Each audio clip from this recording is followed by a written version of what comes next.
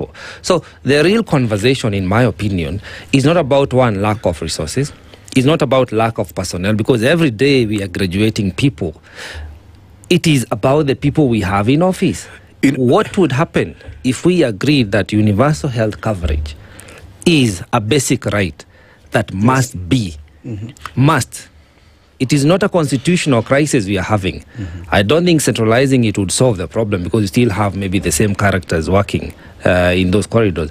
But we look at not the constitutional issue, but the implementation and holding people accountable. When CS tells you that he knows there is fake medication, it is there today in the dailies. Who takes responsibility? Whom do we hold accountable? To dispel the myth that the level 6s have failed. Let me tell you, if not for KNH in this city, this city would not just this city. KNH carries such a huge burden that even a mother with cervical cancer in Homa Bay, I meet her in the clinic here in KNH. I've traveled the whole night to come to KNH. KNH is overwhelmed. If not for KNH, this city would crash. People come from Marsabit to KNH. I refer from Embu to KNH. What we should do? You don't see that as a crisis by itself? The crisis is because the counties have failed. If you kept, why would a woman who's pregnant come to deliver in KNH a level 6 when there could be maternity units in every other sub-county? Level 2, yes, 3. Right. You go to the UK, the NHS system, you don't just walk into King George Hospital. You start to call they call them surgeries. Yeah, the small facilities before you get there. On the matter around how do we then devolve health in a way that makes sense. Yes. Initially, I used to be a huge proponent of the Health Services Commission. Yeah, where we wanted this centralized body that will handle the HR bit of things. Yeah, the employment, the promotions, because we have had about 120 strikes in this country from devolution, and they're basic things, not at the salary. Right now in Isiolo, we are on the 3rd month without a salary. How do you work a doctor 3 months without a salary? In Meru, they are on their 10th year without any promotion. They are on a strike there on week 5. Kericho has also begun a strike also. Yeah, and we are having so many of these counties doing strike because of basics.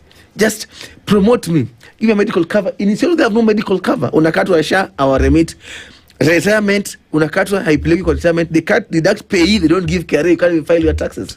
You have no medical cover. A doctor just took a loan of 1.5 million the other day to pay her bill. Yeah. We have in Trans Nzoia, we have a strike going on. Why? Medical cover. There's a doctor who has a cancer. She can't go surgery because of lack of money.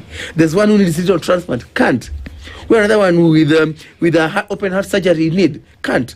And these are the realities that doctors have to deal with. Those are doctors, county employees. But doctors have to make the loudest noise because we can see it. So what would I suggest if the governors find it so hard to release the HR function, which they have insisted that they can't let go? And I still know that even when you give them to buy drugs, they won't buy the drugs. I'm very sure about that.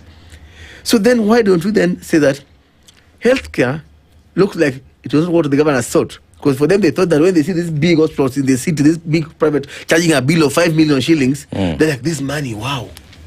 Well, what about if we say that let's devolve level 1 and 2, where it's community and dispensaries? They have done a good job with the ECDs. Absolutely. That was the example I was going to give. Then when we go into the curative, which is the most expensive part of healthcare, then you say that this is now slightly beyond you. Let level 4, 5, 6 national, level 1, 2, 3 county. Get that? Then we tell them that if you invest in preventive care, $1 invested in preventive care saves 9 in curative care. Then we'll start going with the Cuba way. We start reaping the real benefits of development.